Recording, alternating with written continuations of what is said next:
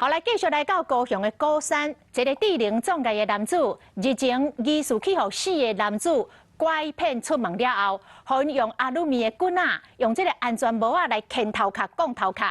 这个智能撞界的男子是疼甲头壳冒咧，咧头壳咧滚凉，4个人也唔愿煞继续甲拍。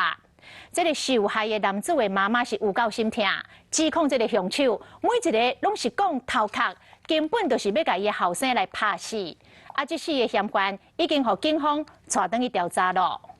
电话是他。这查某人话袂讲煞，头就互人卡一下，牙巴打这主嫌一直卡，这查某人疼甲挡袂牢，举落来边啊其他3个人，这时嘛对咧拍。有人用安全帽甲卡，这查某人最后跪伫涂骹化饶命。这几人佫唔停，一直到伊倒伫涂骹才放伊煞。离去年12月23暗时11点外，高雄高山区马卡岛的路边啊，发生这件拍人的事件。被拍这个20多岁查甫人，伊发了有较慢较苗讲话，被拍成重伤，送去病院。护理师一直甲测绘，这查甫人疼甲话拢讲袂出来，手一直喘。手才喘到安尼。伊后壳添几啊针，身躯拢是伤，看到后生被拍甲安尼，做老母当然唔甘。骂这个动手人讲，真正是有够粗残。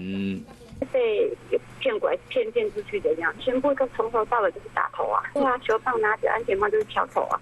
警方一个接到消息，找到拍人的4名嫌犯，初步了解是因为进前双方有纠纷。2周前，在屏东潮州出游时所发生的言语误会，许南遭郭南等人殴伤。被害人老母表示讲，这4人到目前为止无悔改意思，嘛无悔失礼。其中一个姓郭主嫌，更加一直讲白贼，想要脱罪，希望讲这几人会使受到应有的处罚。这4嫌犯伫问过笔录了后，以杀人未遂加妨害特殊移送侦办。